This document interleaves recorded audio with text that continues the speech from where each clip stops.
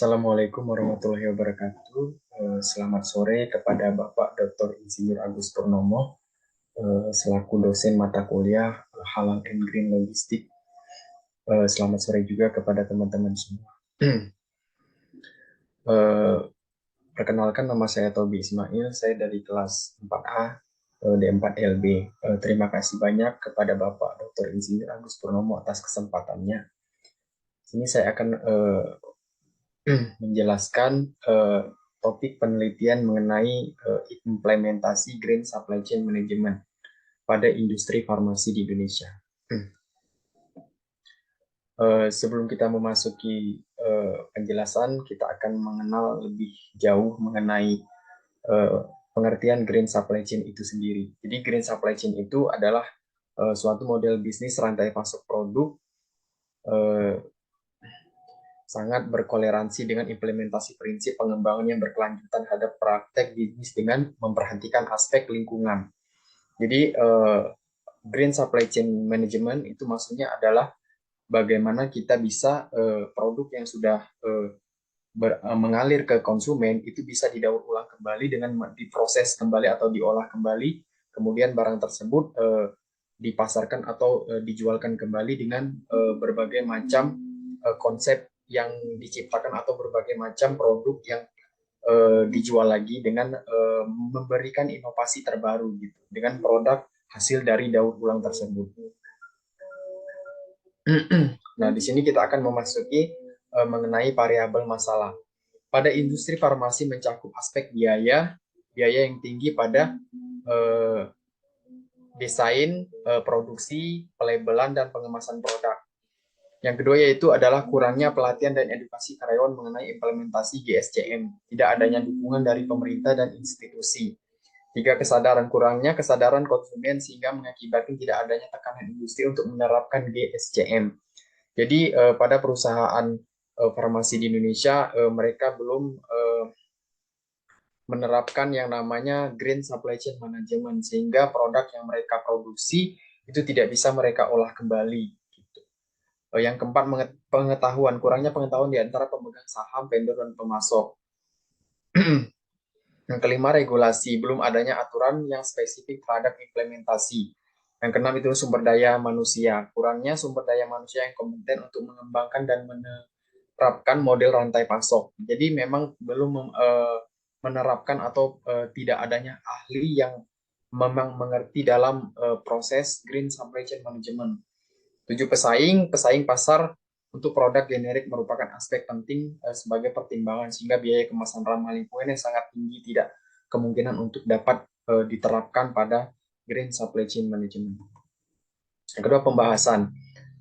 Adaptasi dan modifikasi alat ukur standar diperlukan untuk menilai performa Green Supply Chain Management melalui indikator kualitatif dan kuantitatif.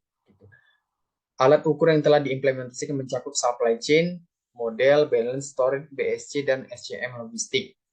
Model diterapkan berdasarkan aspek perencanaan sumber daya manusia dan pembuatan dan pengiriman.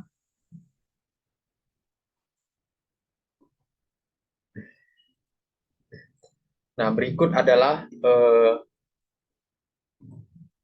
studi kasus mengenai Green Supply Chain Management pada perusahaan farmasi di Indonesia. Jadi ada beberapa kasus atau aspek lingkungan. Di sini yang pertama yaitu adalah upaya. Manajemen lingkungan memiliki dampak pada keuntungan dari segi biaya. Metode industri.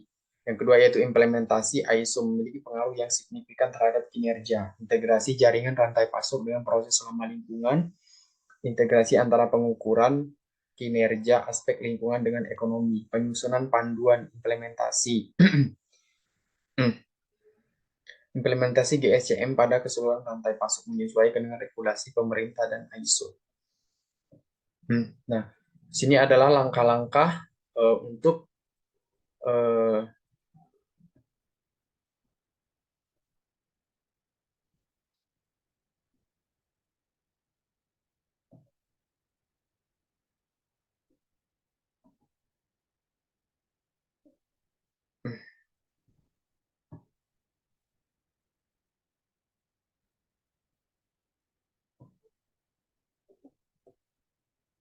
Langkah-langkah yang dilakukan untuk mengimplementasikan GCM pada industri farmasi.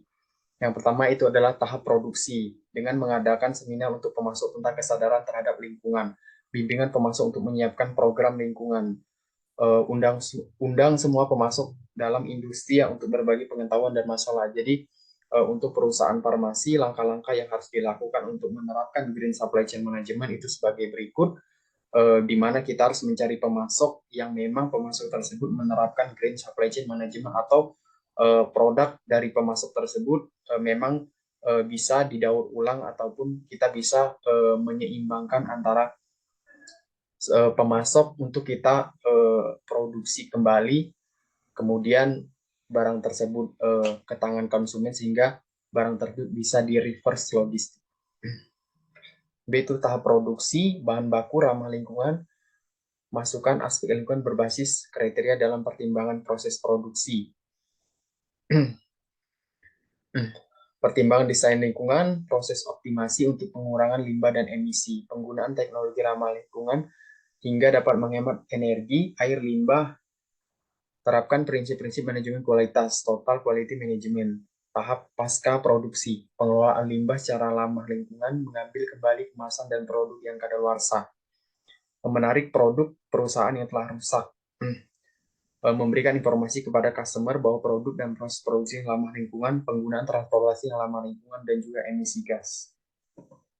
Nah, keuntungan yang diperoleh dari model rantai pasok Green Supply Chain Management dapat diimplementasikan secara konsisten, dapat ditinjau pada gambar berikut. Jadi, secara dampak finansial, lingkungan, dan sosial sebagai fungsi implementasi Green Supply Chain, maka kita akan mendapatkan keuntungan itu dari segi finansial. Yang pertama itu meningkatkan pendapatan atas peningkatan kepercayaan pelanggan, menurunkan biaya pengelolaan limbah, meningkatkan manfaat aset. Jadi barang yang sudah kita produksi sehingga barang tersebut dapat kita produksi kembali itu akan menimbulkan keuntungan bagi kita dan juga bagi lingkungan masyarakat.